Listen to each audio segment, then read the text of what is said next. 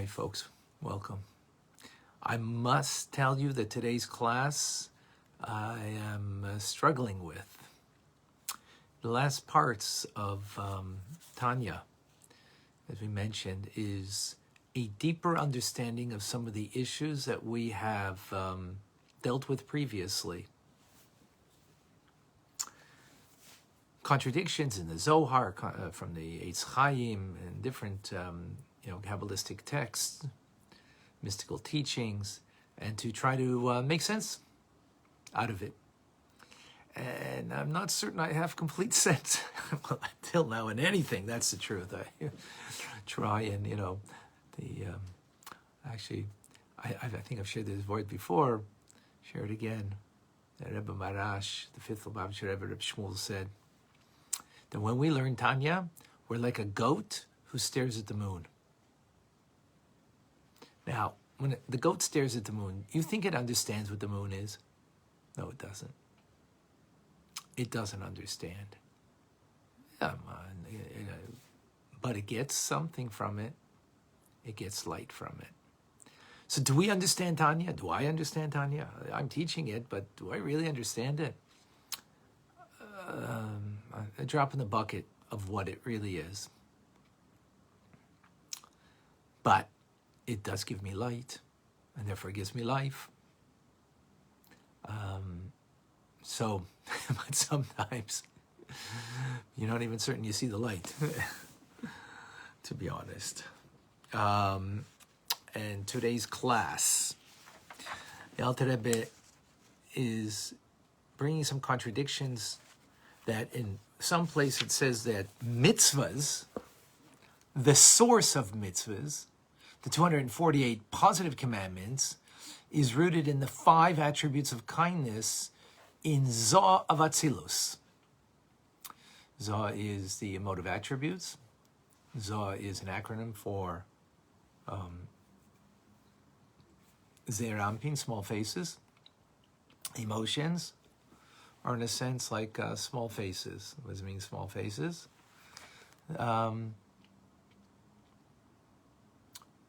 They're a recipient. They're a recipient of intelligence. They are they're small in the fact that they're very honed. Kindness is kindness, severity is severity, compassion is compassion, netzach, triumph, and enduring is, it's very, I don't know, pigeonhole is the right word, but very, specific. It's an expression of a smallness of a particular particular emotion, and also small in the sense that it's a recipient from intelligence that develops the emotion, right? So where does the 248 positive commandments come from? They're rooted, in one place it says, in the 5 attributes of kindness that is found in the emotive attributes of Atzilus, right?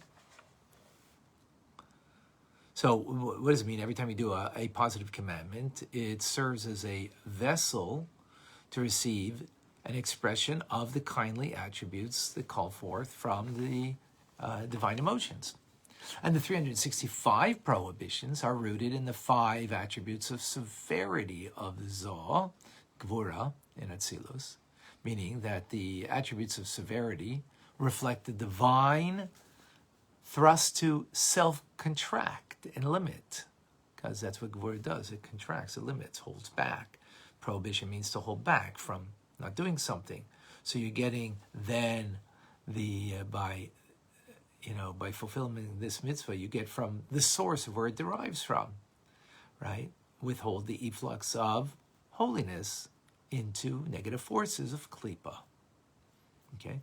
But elsewhere it says that the mitzvahs are 613 paths that derive from one path, from one place, and it's called the lavnunis in Aramaic, actually, the whiteness of the supernal crown, keser, the whiteness of actually the skull that's beyond the brains.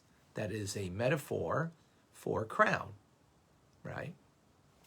Because the skull is over the brains, over the intelligence. And this is where it comes from. And on that level, there's no severity. That is a level of atik, that is beyond, totally transcendent. And on that level, there is no severity. So that seems to be a contradiction. Is it coming from the emotional attributes, right? Mitzvahs? Is that the place in the divine order of things? Or is it coming from the crown that's beyond emotion, beyond intelligence, divine, of course, we're talking about over here, supernal kesser, as it's called. And on that level, there is no severity. There's no left side. Everything is only an expression of kindness. And further, we also learn that the 248 positive commandments stem, another place saying, stem from the 10 divine attributes of Zoh. Not of the 5 chasadim, kindnesses of Zoh, but of the 10. So it's a bit confusing. What's the difference? What does this mean? I'll try the best that I could. So, of course, everything begins in the Ein Sof, in the limitlessness of God, that is beyond transcendence, even beyond all.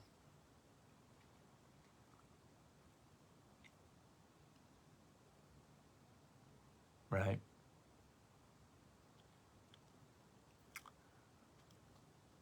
And as a result, where that first reflects itself is in that which is transcendent. And what's that? Crown.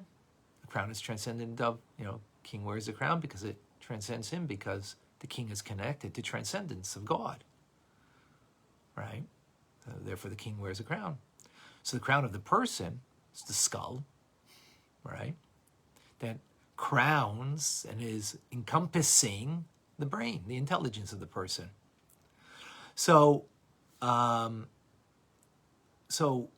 God's divine intelligence that gives us the parameters of mitzvah is rooted in crown and the whiteness of the crown of Kesser. Right? That's where it's rooted. So that's where it's like, its transcendent root is. Its imminent place is in divine emotions. And its intended place is to refine emotions. Take it, what's the intended purpose of doing a mitzvah? On the person, it's character, emotions. That's in the person, right? So tefillin brings a refinement of character. Every mitzvah brings a refinement in character, which is on the emotional level. So the intended purpose is in the particular, emotions that a person has that a mitzvah should be refining. So therefore that reflects itself that where is a mitzvah rooted? In the divine emotions. The divine emotions above. But that's its imminent root, meaning because that's what the intended purpose is. However, there is a greater place of where it comes from. Transcendence. Right? And that transcendence is Kesser, is the crown. is the crown that is beyond the immanence of the mitzvah. And that's its root source as a result.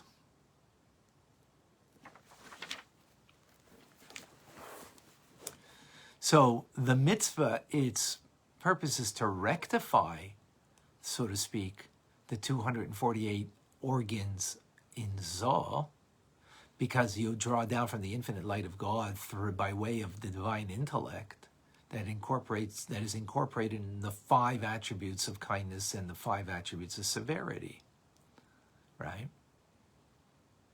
And therefore, and it comes into the 248 organs of Zoh to refine it. That's on a spiritual level. So when we do a mitzvah, we're refining on the spiritual level above that level of divinity. When we are doing a mitzvah down here, we're refining our character, emotions down here as a reflection up there. And that is the immanence, and that is its ultimate purpose on the within the person for the mitzvah. Within the person.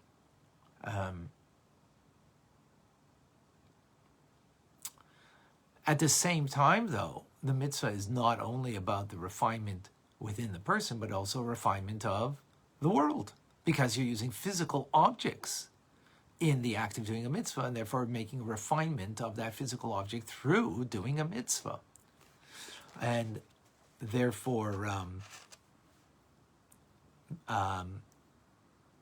you are then bringing divine kindness from above through the act of doing mitzvahs that are connected to, like charity to kindness. And then when you observe the things that are of prohibition, meaning staying away from, right? So the infinite light is drawn down and extended into the severity of Zoh with compassion. And how do we get there? By doing the act of the mitzvah, of course, together with the motivation of connecting to God. Either connecting to God because we understand our relationship to God, the greatness of God, and therefore that feeds our heart, so it's an intellectually motivated love and awe of God, or it's a natural love of God that it's not intellectually motivated, but it's because our soul is bound up with God, and therefore that generates that connection as a result, meaning bringing into the emotion and the refinement of the individual, and hence creating that refinement on the spiritual realm, right? And again, at the same time, also bringing the refinement into the physical world through the act of doing the mitzvah. Now, with this, the Alter Rebbe says we can now understand why Moshe Rabbeinu, Moses, had a fervent plea from God that he wanted to go into the land of Israel. Why? Why was it so important for him to go into the land of Israel?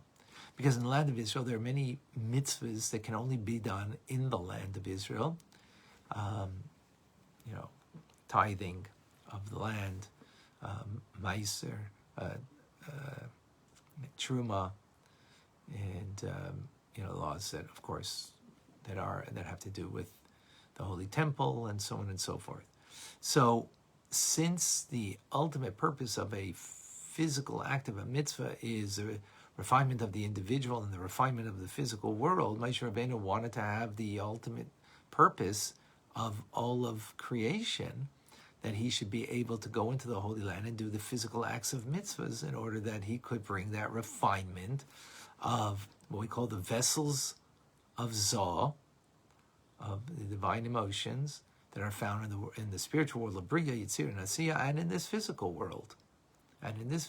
So through doing the act of that mitzvah, you could bring the refinement to the world. I hope that was clear.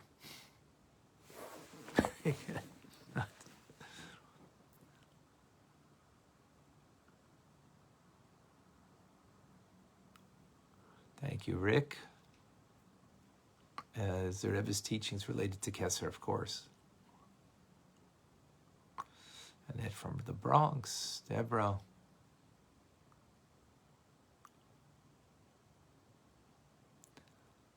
Alice. Andrea.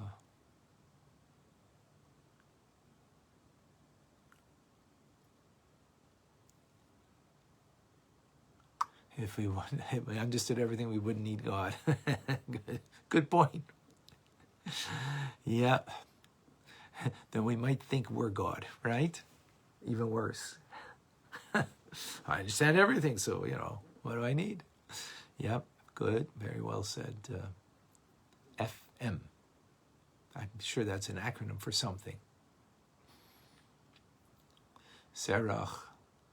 Complex stuff. Yes, Shoshana Bina.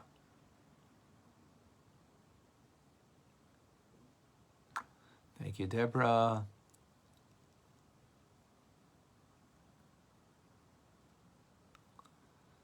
Rachel, much success. Oh, thank you, Clem. That's amazing. Beautiful. All right, folks. More to come from Mystical Teachings from the Tanya. Rabbi Ronnie Fine, wishing you a wonderful, great day.